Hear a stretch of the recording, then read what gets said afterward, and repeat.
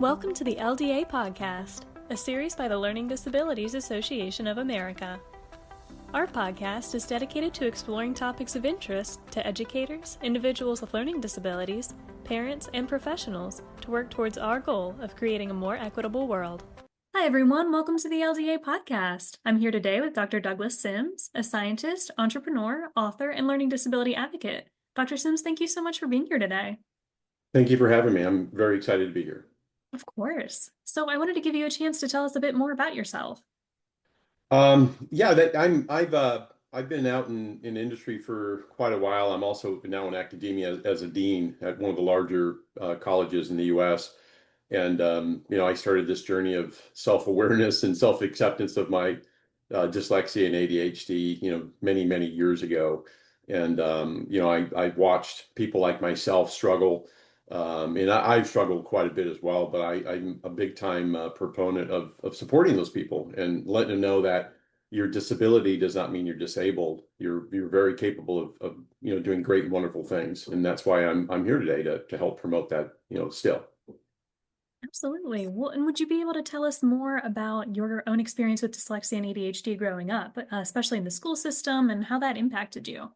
Oh yes, I mean my dyslexia and ADHD really compounds your dyslexic issues by an order of magnitude due to your hyperness. But it started early on. I mean, my earliest memories, and I have a near photographic memory for interactions and conversations, not reading a book and memorizing words on it, but it started all the way back to kindergarten. I remember in kindergarten being ridiculed by the teacher and other students as well as first grade, second grade, third grade, all the way through to my senior year. It impacted me huge. My biggest advocate was my mother, who would go in and battle for me, of course. And we're talking special education program of the 70s and the 80s. I graduated from high school in 1989.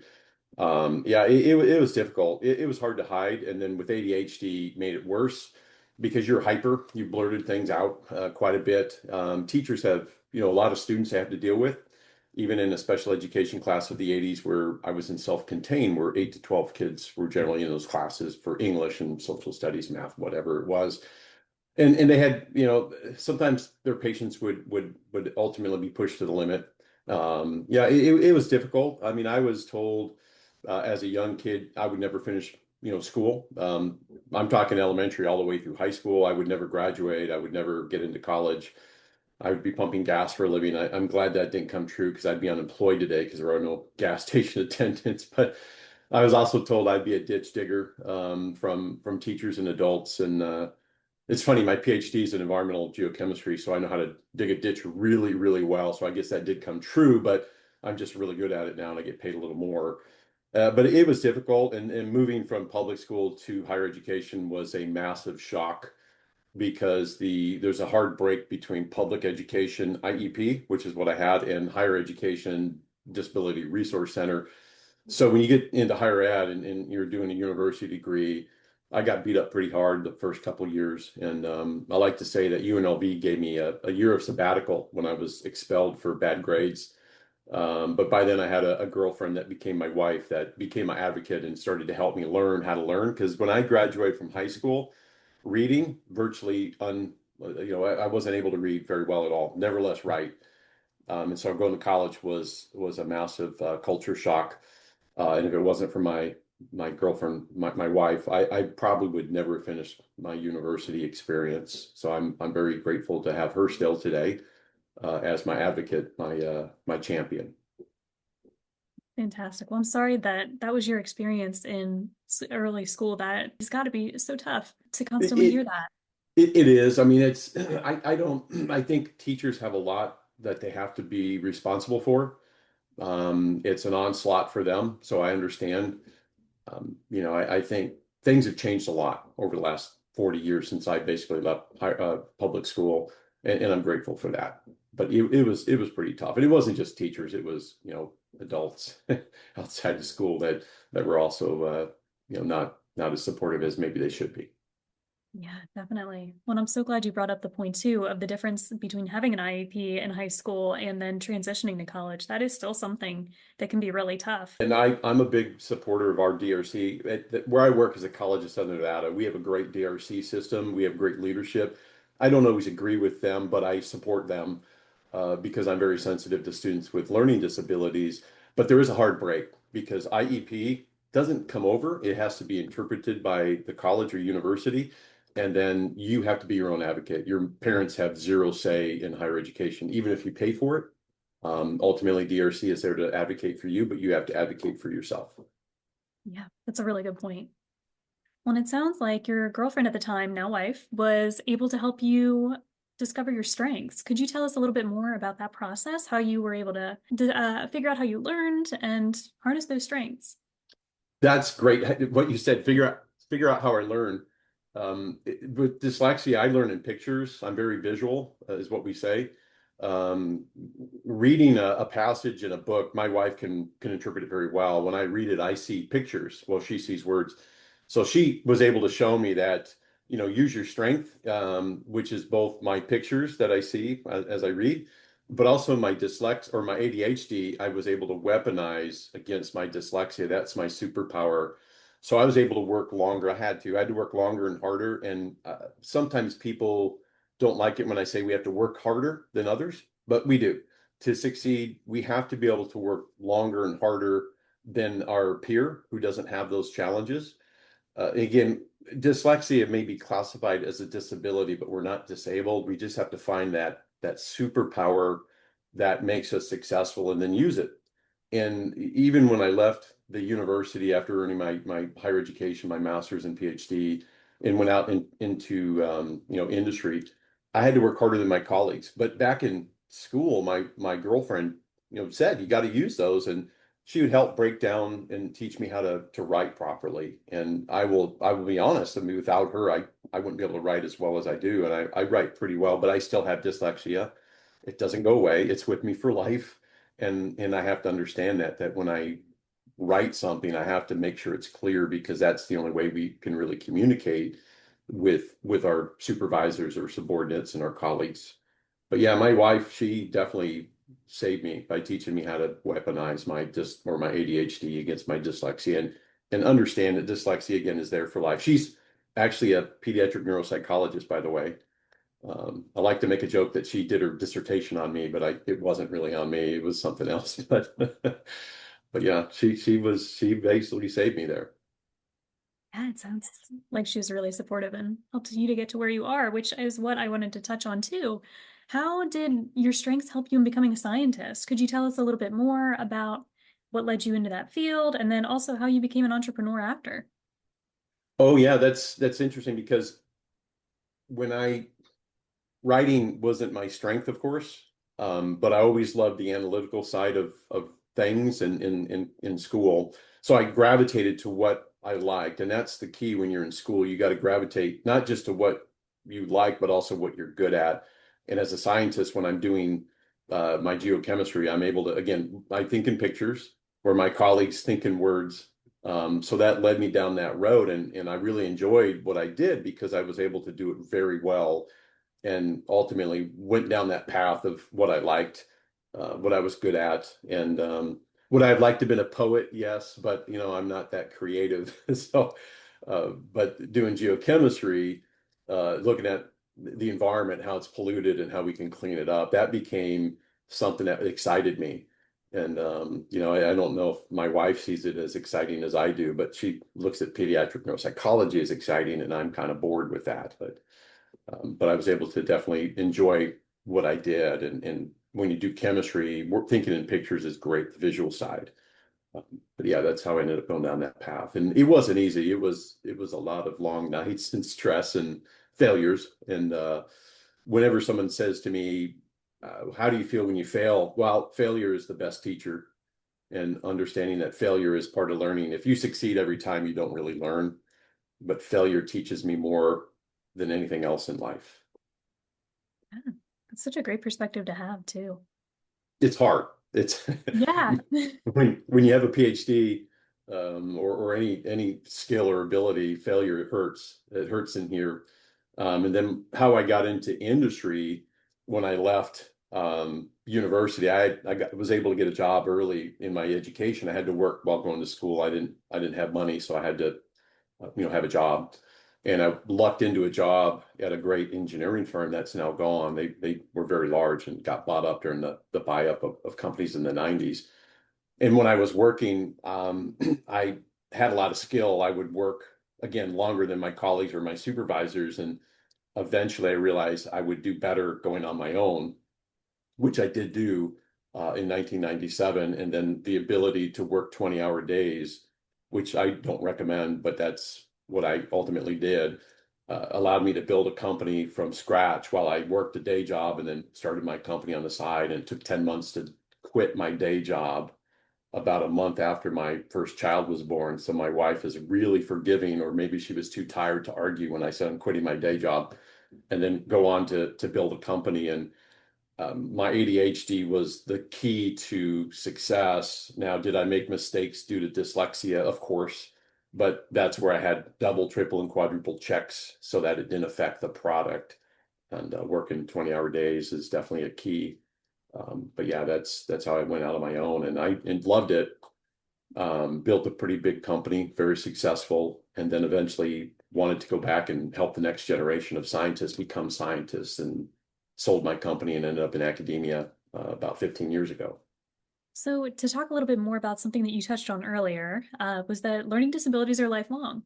So, could you tell us a little bit more about how your dyslexia and ADHD impact you in adulthood, either in the workplace or just in your day-to-day life? I'll touch upon dyslexia first, then ADHD. Dyslexia impacts me today. I'm a dean, so I oversee one of the biggest academic units at the College of Southern Nevada. So I have to be very careful how I write to make sure I'm writing properly, because everyone's at the top of their field for ability to communicate. And so, communication in industry, including academia, is all written. I try to communicate with my voice as much as possible, but I still have to write. And so when I'm communicating out through emails, you have to make sure that everything's properly, your structures of sentences, grammar, because even today, people still judge. To be honest, people are still judgy of your writing skills, especially at the level we're at. So I have to be very careful, because once that judginess comes out, and it never goes away, you can be 30 or 90, people are still going to judge based on your ability to communicate. So that definitely impacts it. I'm very careful. If I have to write something, I don't, throw it out quick. I'm going to write it in Word, go through, slowly edit, make sure it's proper before I put it into an email. The ADHD, that's another story. The ADHD affects both professional and personal. In the professional world, I want to throw things out as soon as I can. And that's where you have to pull back, because if you do that, you make mistakes, and that's where errors are seen. And something that a lot of people don't get, ADHD can affect relationships, because we're moving a million miles an hour in our brains and want to throw things out verbally, that could affect other people. And I have, again, impacted professional and personal relationships if they don't understand that the ADHD causes us to talk sometimes over them. We're thinking 3 to 4 or 5 sentences ahead, and sometimes what we say isn't necessarily connected to the conversation. And that's something my wife pointed out some years ago, that's why this occurred with this individual at work. And even as a business owner, where I had a pretty sizable organization, I had to learn to be softer at times and not blurt out what's going through my head. But yeah, that's definitely a detriment at times when I'm communicating with people. But yeah, it's still there. Again, they don't go away. You have to learn to manage, but you're never going to manage them into non-existence. Yeah, that's such a great point. Well, and you touched on this in your answer, but what do you wish more people knew about dyslexia and ADHD? If there's a couple of things that some myths you could bust, what would you let people know? Oh, dyslexia, again, it's classified as a disability. We're not disabled. We're capable of doing lots of things. And dyslexia is like a spectrum. Everyone that says, "Oh, you have dyslexia, Doug, so you see letters backwards." Well, that's just one area.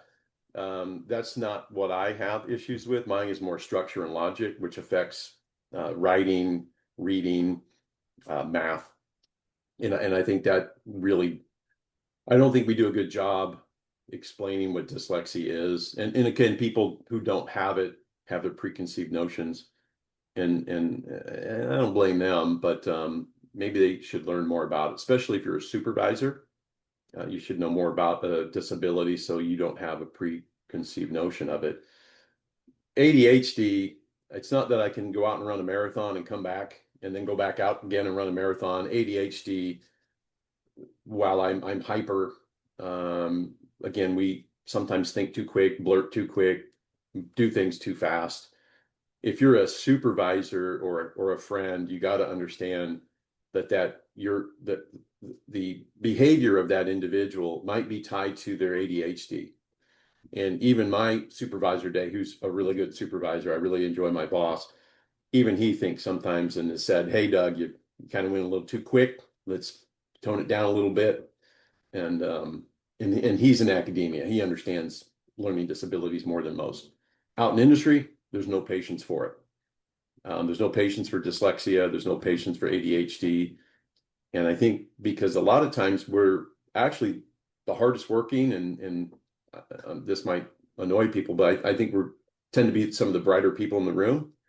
If you grab that person with dyslexia and ADHD and help them get going, they're going to be probably the most productive person and the most creative, because dyslexia and ADHD, we're generally the most creative person in the group.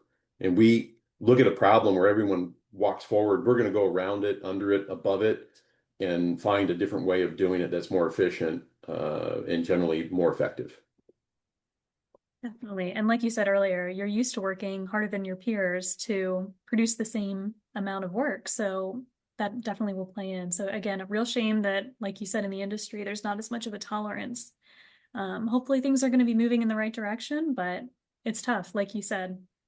I see it as I think in industry, there's a lot of companies that have mission statements that they're all inclusive, they are accepting. What I've seen out in industry a lot is those are words. They don't necessarily follow those words. And I've actually witnessed an individual on the autism spectrum lose a job because um, they weren't the norm within the group.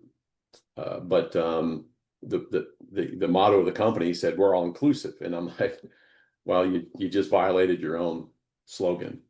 And again, like you said, I think a lot of it is people not understanding what dyslexia is, what ADHD is, what some of these learning disabilities are. So again, it can make it difficult for them to be inclusive if they don't I know. agree 100%, and I wish people would at least go use Google, use ChatGPT. It'll tell you what dyslexia is and what the behaviors are. Right. Well, and I wanted to talk to you about your book, Wired Differently, The Dyslexic Scientist. So could you tell us what led you to write this book? Two things happened. About 2 or 3 years ago, I was at a graduation party of one of our friends' kid, because all of our kids graduate from high school at the same time. And one of the people there was a teacher, and she was about to retire. And I remember asking, "What do you do?" And she says, "Well, I teach the dummies." And I was actually really offended, very offended. And I said, "What do you mean by that?" And she goes, "The kids with IEPs." And I said, I had an IEP in high school and junior high and elementary." And she said, no, there's no way you have a PhD. I said, well, I did. And I do. But, to me, that was offensive. And I told her that was very offensive. These students, like myself, are very successful. And when you have that opinion, it affects your teaching and interaction ability. And she apologized, and I remember thinking that was just wow, that was really a foolish thing to say. I don't know if it's just the day of the week or whatever it was, but I do know after 30 years of teaching, sometimes teachers get tired, and but again, if that's the population you serve, that's not a proper statement to make. And I think that's the minority group. Very few teachers feel that way. But then again, right around the same time, I was selected for the Outstanding Alumni of the Year for the College of Science at UNLV, and it was out of the blue. It was very surprising. And so when I got that award, I went up on the stage, because this must have been because that was May and this was October of the same year. I go up to give my speech to the group, the big award ceremony, and I was thinking right as I walked to the podium that, wow, these people see me as a huge success, I guess, and I was very grateful. I was humbled, but they had no idea of the journey I took to be here. It wasn't an easy journey. It was a painful journey. And after that, I sat down and I told my wife, I'm going to write about my experiences. And she said, great, that's very therapeutic to do it. So that's how the book came about. And so I basically wrote the book, Wired Differently, the Dyslexic Scientist, to chronicle my life, to show others that no matter where you come from, your disability, you can be successful with a lot of pain, a lot of joy, wins and losses, but you can. And that's where the book came from, is from my experiences. And I hope it does help people. Definitely. Yeah, that's such an important message. Well, Dr. Sims, before I let you go, how can people connect with you? In my book, there's my email, but my email is douglas.sims@csn.edu. They can, email me. I'll be happy to communicate with them. And I think, if someone reads that book, because you can get audio, because we're dyslexic, it's easier to listen to audio through Amazon. So at least I was able to do that. They can see that my journey was very painful. I talk about a lot of things in that book. I talk about the special education system I was in, which is different today. It's a lot more inclusive and more supportive. It talks about my life as I went through school and many parts of my life that were painful for many reasons, not just special ed, but losing relationships and what to expect, and how I went on to build a business. And I built several businesses over the years, and that business grew, and I divested, sold pieces off, and then sold the overall organization. But if anyone wants to do what I did, it's not an easy journey, and do it 100%. Otherwise, you'll fail. And the big thing is get a supportive group around you, because if you don't have the right support group around you, you're not going to be successful. And not just my wife or my mother, 40 years ago. You have to have the right people around you that support you. And don't be shy of your disabilities, because, again, you're not disabled. You're very capable of being successful. But, don't necessarily hide them. I still mask my disabilities from people, and it's just a trait you learn. But, be honest with it and learn to use your superpower. Mine was ADHD against dyslexia. Again, I don't necessarily recommend 20-hour work days. I don't do that anymore, but you can do it. You can be very successful with the right support. So I think that's important. And when it comes, again, I'm going to repeat what I think people need to know about dyslexia and ADHD. Again, you're not disabled. You're very capable. But I wish more people understood what they were. And I hate the fact we call it a disability, but I understand that's part of the DSM requirement. Go out and find support groups. If you're going to college from high school and you have an IEP, get to the school 3 to 6 months before you start and go see the Disability Resource Center staff, because, again, that hard disconnect is there, and it's not as easy as high school. But get them involved as soon as you can, so you can get everything lined up. Because if you come in with an IEP day one of school, it's going to take minimum 3 months to get it down and into the system, so that you can get your support structure. And it's really good once you're in the system of DRC and in the higher ed system. Definitely. Those are all such great notes to end on. Dr. Sims, thank you so much for being on today and for sharing your story and your expertise with us. Great. Thank you very much. Have a good day. Thank you for listening to the LDA podcast, which is made possible through the support of our members and donors. To make a donation or to get valuable resources and support, visit ldaamerica.org.